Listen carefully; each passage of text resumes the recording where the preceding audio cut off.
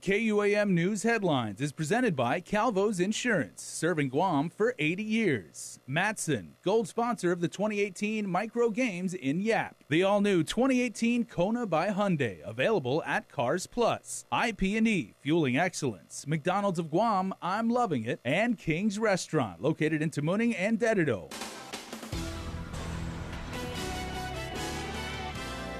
Straight ahead on Primetime, the Health Oversight Chair threatens to impose fines and even put the GMH administrator in prison if he fails to release the CMS report. Carmen Terlahi has the very latest. Plus, a man accused in a killing over burnt rice strikes a deal with the government. Crystal Paco has more on that issue from court. And an apparent forged signature is discovered in the nominating petition for one gubernatorial team. Chris Barnett has more on how the GEC plans to act.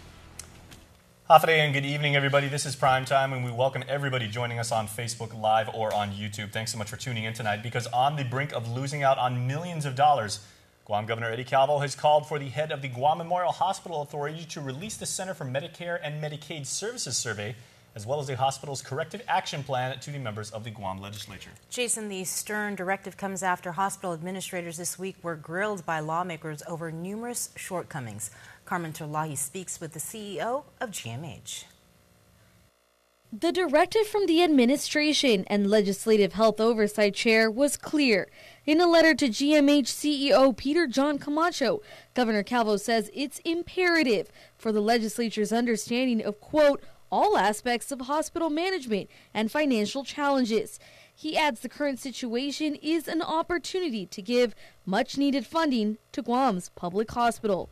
Camacho was unsure if he could comply. On the bottom of the report, there is a little particular section there that says the report is disclosable 90 days after the date of survey. We don't know if there's any sanctions if you breach that. As we reported, the Guam Memorial Hospital will be kicked out of the Medicare program on October 3rd if its corrective action plan is not deemed acceptable. The CMS survey report documents 80 pages of deficiencies that, quote, adversely affect patient health and safety. The survey was a result of an April visit to GMH by CMS. According to the survey, the 7 areas of Medicare program requirements GMH has not demonstrated full compliance in include an ineffective governing body, nursing plan, radiological services, discharge planning, and violations dealing with the safety and conditions of facilities at the hospital, among others. Do you believe that it is a finance or a management problem? It's a combination, as we've said to the senators. There are direct and indirect causes for some of the findings. Calvo's letter to Camacho follows a letter from gubernatorial candidate Lou Leon Guerrero earlier today to the governor, calling on him to order the hospital administrator release the CMS report and corrective action plan. You might recall Camacho admitted that he did not give copies of the CMS report to the hospital board. This became a management concern from lawmakers who say they can't help without any knowledge of the findings. Committee Chair on Health Senator Dennis Rodriguez Jr. also issued a legislative subpoena to Camacho, commanding him to produce the 2 documents which he said were critical to the financial survival of GMH. It was sent to Camacho on Wednesday, giving him until June 27th to produce the documents, or else he would be held in legislative contempt and face up to a $1,000 fine or a year in prison. The constant pressure from island leaders forced the CEO to act, even after the uncertainty as to whether or not he could release this critical information. So you will provide that information to the senators? With regards to the report and the hospital's response? Yes. Okay. Yes. We're wanting to work with the senators, so we'll do what we need to do. Camacho says different departments are already working on their corrective action plan, and he has sent a copy to CMS. Reporting for Guam News Network, I'm Carmen Victoria Terlahi. And if you'd like to review the full report from the CMS, you are free to do so. We put it online. You can check it out on KUAM.com or the KUAM News mobile app. He is not leaving his fate to a jury again. In court on Thursday, defendant Clifford St. Nicholas entered a plea agreement with the government. It makes for quite the surprising twist of events, considering the accused killer was tried and convicted once before, but appealed with the Supreme Court of Guam and won. Crystal Paco has our next story. Not every convicted killer gets a do-over, but that's the case for Clifford St. Nicholas. Instead of the life sentence he was previously handed, he'll spend the next 15 years in jail. This is a result of a plea agreement he entered with the government on Thursday morning. St. Nicholas pleaded guilty to manslaughter as a first-degree felony, with a special allegation for possession and use of a deadly weapon in the commission of a felony. That equates to a 20-year jail term, with credit for time served. KUAM files show he's been in custody since his arrest in 2013. The victim was his girlfriend, Valine Borja. The two got into an argument over burnt rice. That's when he reportedly pulled out a .22 caliber rifle and pulled the trigger. The bullet lodged in her neck left her paralyzed for a year before she died. In 2015, he faced a jury and lost his case. His appeal, however, was successful. Supreme Court justices a year later vacated all but one of his convictions on grounds the trial court erred when it failed to poll jurors on their exposure to media reports. Though St. Nicholas was scheduled for a new trial this summer, he apparently wasn't willing to risk leaving his fate to a jury again. KUAM files show St. Nicholas testified in his previous trial. On the stand, he admitted he couldn't remember if he pulled the trigger on Borja. He also admitted he couldn't remember taking her to the fire station for help afterwards. For days leading to the incident, he had been under the influence of the drug ice and stated he may have told authorities a stray bullet came from one side of the jungle, possibly from a hunter. Parties advised the court that the victim's family was notified on the plea deal. St. Nicholas is 38 years old today. That means he'll be about 53 years old when he's released. Reporting for Guam's News Network, I'm Crystal Paco. Also tonight, police are confident that they will catch 15-year-old Timika Nauta's killer. The teen was found dead after an apparent stabbing in Dededo over the weekend. The top brass of the police department is speaking out as the homicide investigation drives on. KUAM's Nick Delgado reports. More than 5 days since Timika Nauta was found dead, the case remains unsolved. The homicide heartbreaking for many, including Chief of Police Jaya Cruz. I have a minor daughter as well. She's only 11, and it's gut-wrenching. And I will tell you, this is something, and that's one, whether it's a 15-year-old female minor or whomever, the fact that this incident occurred in our community, this really strikes home from the Guam Police Department, and that this is something that we will not rest until we get to the bottom of this, until we will investigate every lead. We will spend whatever resources we have available to us to be able to investigate this. And I will tell you, it's disheartening. I truly am saddened at the fact that this incident occurred. Our prayers, our thoughts and prayers go out to Timika's family and her friends who are very close to her. I know that many of her friends and relatives are mourning, and our thoughts and prayers go out to them. And I want to assure them, as well as the entire island of Guam, that we will not rest until we fully investigate this matter. A promise from the top brass to find her killer. So we're reaching out to our federal partners and all the resources in the Guam Police Department. We are putting those or bringing those to the table to be able to investigate this crime. So I just want to assure the people that we have not pushed this to the back burner. The teen was found dead at her family's home along Chalancota in Dededo early Saturday. Family members saying she had been stabbed. GPD's Forensic Science Division also involved, analyzing the evidence collected from the scene. Investigators not releasing more details for now, as Cruz says they do not want to compromise the efforts done so far. The weapon that was used in the commission of this crime, I can't say for sure whether it was a stabbing, whether because at this point we're still analyzing the evidence. We're still going through what was gathered from the autopsy to be able to determine that. And because we are not definitive at this point, I can't say for sure whether it was a stabbing, whether it was a knife that was used, or what have you. Again, we just know that the manner of death is that it was a homicide. Chief Cruz is asking the community to remain vigilant, watch out for each other, and to call in any information you may have linked to Timika's death. The chief also leaving a direct message to the killer. It's not a matter of if we catch you, it's just a matter of when. An effort to ultimately get justice for a young life taken too soon. Reporting for Guam's News Network, Nick Delgado. Anyone with any sort of information, anything at all, is asked to contact local police or Guam Crime Stoppers. Their number, as always, is 477-HELP. That's 477-4357. The young mother charged with the death of her newborn will get to go home. It was an emotional hearing as dozens packed the courtroom today in support of 23-year-old Melissa Fupol, who was released on house arrest with third-party custodians. Just yesterday, she pleaded not guilty to murder, manslaughter, child abuse, and family violence. As reported, Fupol concealed her pregnancy from her family and her boyfriend, and she delivered the baby girl in a bathroom. An autopsy determined the baby girl died from suffocation. A return hearing is set for July 16th. Defendants J.C. White and Richard Brigadio, in other news, will not have to pay the victim's hospital bills, and neither will the victim's family. In court Thursday, prosecutors reported that the Guam Memorial Hospital had Brian Cruz named as the guarantor. Because he passed away, no one will be held liable for the more than $33,000 in care that he received in GMH's emergency room, as well as the ICU. However, White and Brigadio will be liable for funeral costs, as well as costs relative to travel for family members. Those total over $13,000. Back in October of 2016, White and Cruz were out drinking with friends when Cruz reportedly got out of control. That's when White punched Cruz, knocking him unconscious. Cruz later died from severe head injuries, with his friends charged for his death. Though White was tried for manslaughter and negligent homicide, jurors only found enough evidence to convict him of aggravated assault.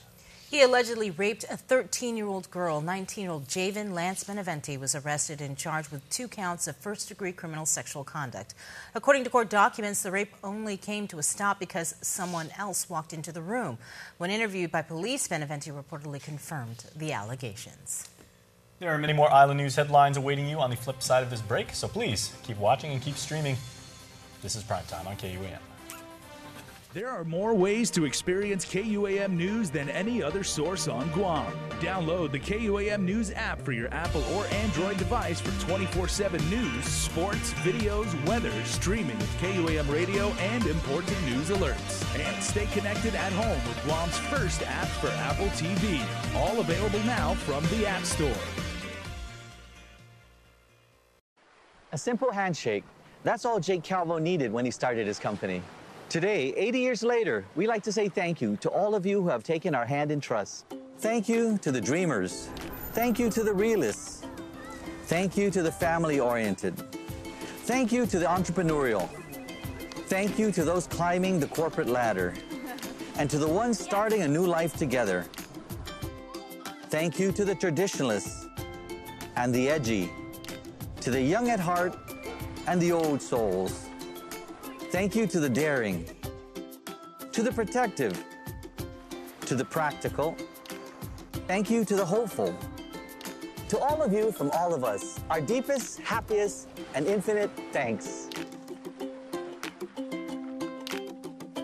80 years here for you. 80 years thanks to you. Calvo's Insurance, a legacy of trust. As a nurse, I cared for thousands of patients at their time of greatest need. I know how important it is to have our only public hospital accredited.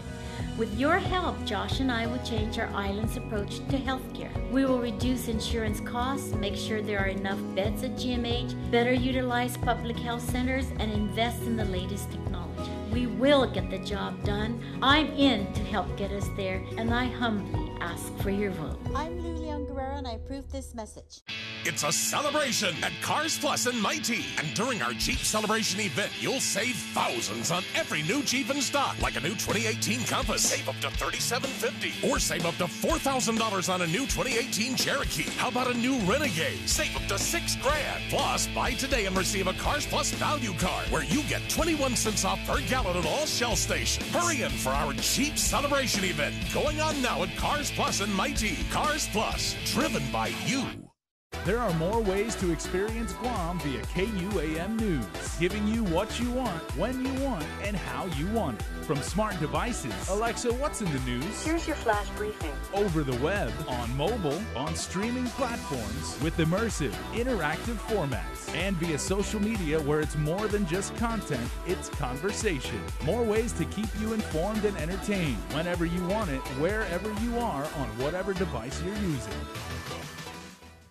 Welcome back to the show, everybody. KUAM News broke the story of forgery on the Ray Tenorio-Tony Ada team's petition last night. And today, our Chris Barnett sat down with the man responsible for the petition in question. He finds out it may be common practice for one gubernatorial team to break election law when gathering signatures for nominating petitions. Forgery on the Tenorio Ada team's nominating petition. Guam Election Commission employee Albert D. Sunga Jr. coming before the board last night, saying his signature was forged on a BOTA petition.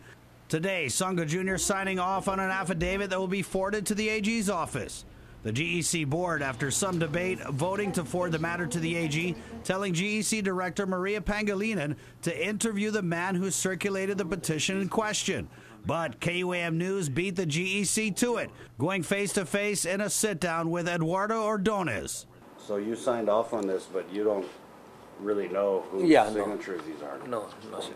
Ordonez, appointed by the Calvo administration to lead the Guam Contractors Licensing Board in 2011, telling KUAM News it wasn't me. Ordonez said he gave his petitions to other BOTA campaign members and then signed off on them as the circulator, a violation of election law. It's very clear on the form that the circulator needs to be present, is there when the nominator signs. So, you know, that being said, if you have a circulator telling KUAM News on the record that it's standard practice for other circulators to just dish these petitions off, will there be any enforcement on GEC's part?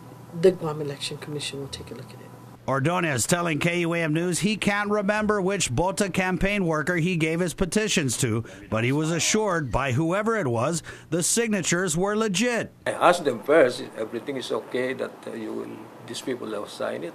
Yes, sir, they said. Ordonez saying he's not sure if he's in trouble yet, but he did get a call late last night from a high-ranking administration official, the governor's deputy chief of staff. Well, they just called me last night on that phone. So then that's what I know on that phone. So. Were they mad? A little bit upset, yeah. Oh, really? Who called you? Rose Ramsey. Ordonez even agreeing with us that there may be more than one forgery on his BOTA petition. Do these signatures, do they kind of look similar to you? Like it could have been written by one person? Something like that, yeah. So you do agree that these signatures look like they were written by one person? Oh my goodness. Meanwhile, Pangilinan saying the GEC won't conduct a further review of BOTA's petitions, which had the highest rate of invalid signatures of gubernatorial team petitions. BOTA and Lieutenant Governor Ray Tenorio on Facebook posts saying they turned in over 11,000 signatures, but the GEC confirms today only 5,877 of those signatures were validated. Gubernatorial teams only need 500 signatures to qualify to run for Adaloop. Pangilinan says even though a forgery raises more questions about the election, the show must go on. But are you confident that there are no other forgeries? No. No, I'm not. For Guam's News Network, Chris Barnett reports. Well, Chris also adds that the GEC did interview Ordonez today, and the information from that interview and all related documents on the matter have been forwarded to the Office of the Attorney General.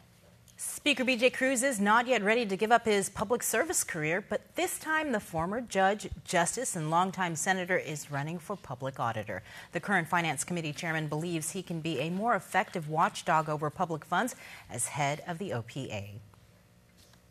I've tried here, as valiantly as I can, but it gets lost for whatever reason. And I'm hoping that with the office and the reputation that the office has, that I'll be able to capitalize on it and get more attention to what things I've seen that need to be addressed. Cruz says in recent years he's been the one that's requested the majority of performance audits by the OPA. The office is also responsible for procurement bid and award disputes. And Cruz says one of his regrets as a senator is not being able to resolve the perennial government procurement problems. I've done all kinds of things with procurement, trying to change the law. I worked with John Thomas Brown, the AG, all kinds of people. I worked with them trying to get one legislation after another. I even had legislation where I created a council trying to get them to try to figure out how we could streamline the procurement law. So I'm hoping that with the office that we can address that. According to an election commission list, packets have been picked up for 2 other potential candidates, Yukari Hechanova, the current deputy public auditor, and Winnie Diego Santos. In other island news headlines, Senator Frank Cook Jr. was compelled to attend today's CLTC public meeting, disagreeing with the AG's recommendation that a new face be appointed as administrative director of the Chamorro Land Trust. He says if that agency's chair is allowed to appoint a new director, then it would not be enough to restore the trust of the island community. We have to wait all the way in. I have always advocated, let's place a moratorium on any future land leases, and let's bring in a temporary local receiver appointed by the governor of Guam, and in this case, a former judge, so that that individual will follow the rule of law and ensure that this program is restored. The issue all comes after KUAM uncovered an evident land scam. Applicants were being skipped over on the waiting list, as you know. And during today's meeting, CLTC Director Michael Borja says they're close to finishing their review of questionable land leases. Members of the trust will also be attending ethics courses next week, in addition to a new requirement that head officials disclose any first-of-kin relations before signing off on future leases. The Guam Peace Officers Standards and Training Commission is one step closer to finalizing the physical fitness requirements for the island's public safety agencies. Each agency presented their proposed individual fitness standards during today's post-commission meeting. Public safety leaders say they are confident with the recommendations. Just be prepared that when we move forward and we transmit this, it'll be something that's going to be put in the form of a bill and then be heard on in a public hearing and then go across session floor. I think it's great when we get.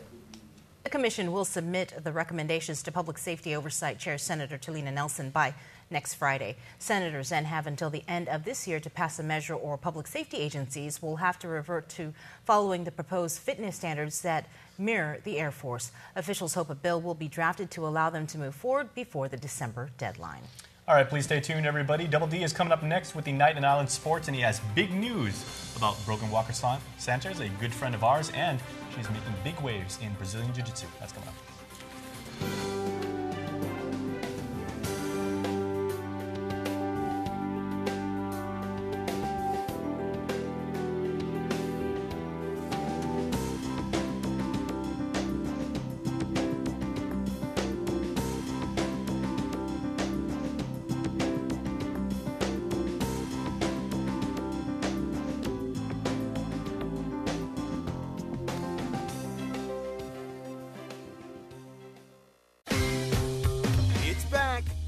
Smartphone Super Sale event. Enjoy huge savings on our most popular Samsung Galaxy smartphones. But this offer won't last long, so drop into a GTA store today.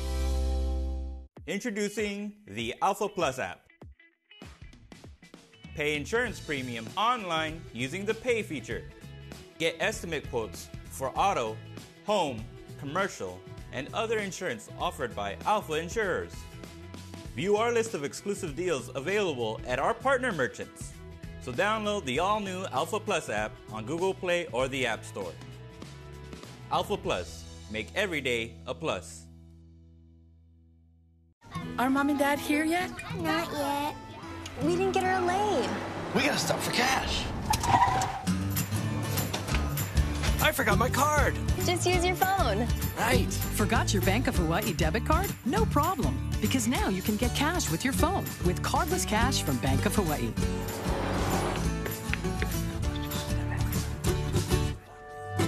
Introducing Cardless Cash. Download the Bank of Hawaii app today. Welcome to tomorrow. We're celebrating our 135th anniversary today, both in the outlying regions on which we hub and also here in Guam itself. It means so much to our team here in Guam. It means a lot to us in the Matson management team, because what it says is we're here to stay. It's a real physical manifestation of our commitment to this region. It's so important that we hire locally, we develop talent locally, we train locally. What's been a wonderful addition to our approach there is that many of the people who started off in Guam have gone off into significant leadership roles elsewhere in the company. This is our headquarters here in Guam in Micronesia. And when we talk about putting down our roots, it's not just doing business, it's about everything we do with our friends, our customers, and our employees. I believe that nobody can replicate what we do, and that's why we have such a great team and such a great service and why we're successful. This is our home, this is our life, and we're happy to make a difference in everyone else's life. KUAM Sports is presented by Triple J.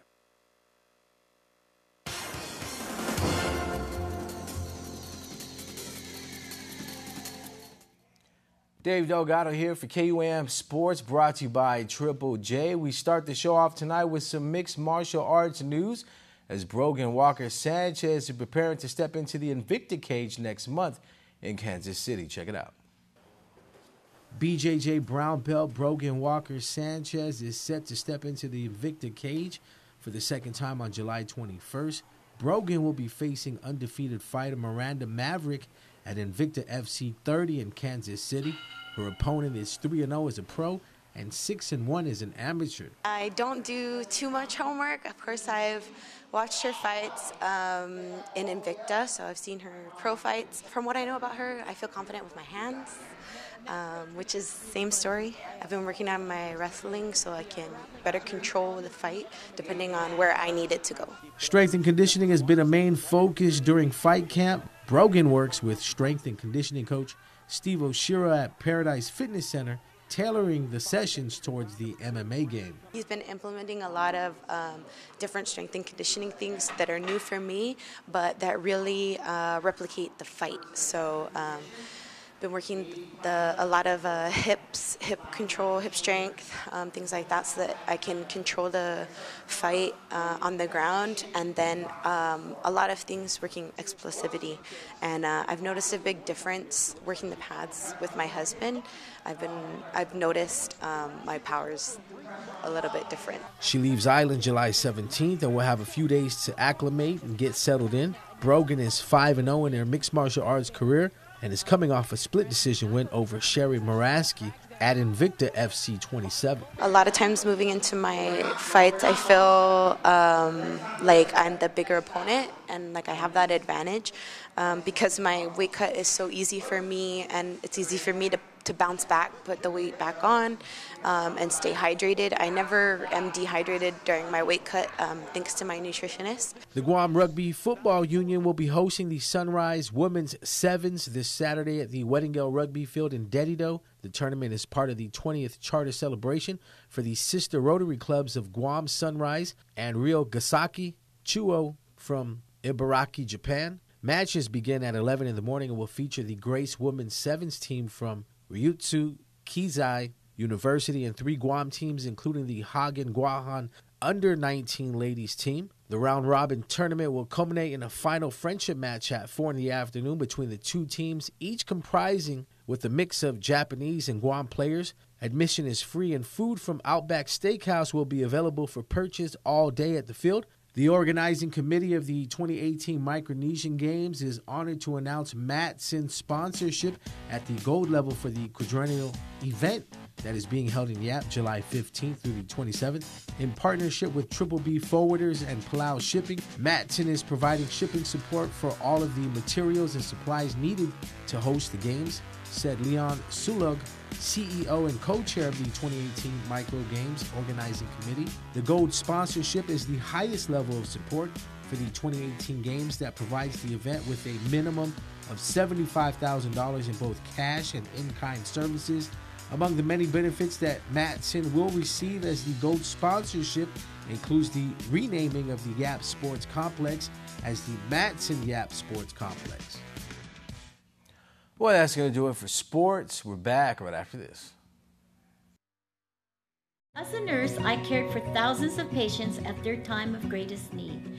I know how important it is to have our only public hospital accredited.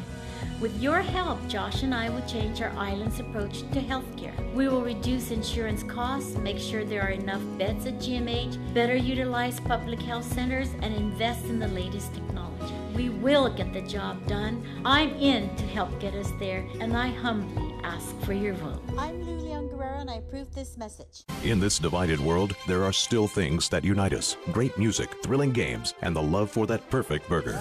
Ruby Tuesday Guam, for the love of burgers menu. For a limited time, get an amazing burger for just $11.99. Lunchtime at Ruby Tuesday Guam.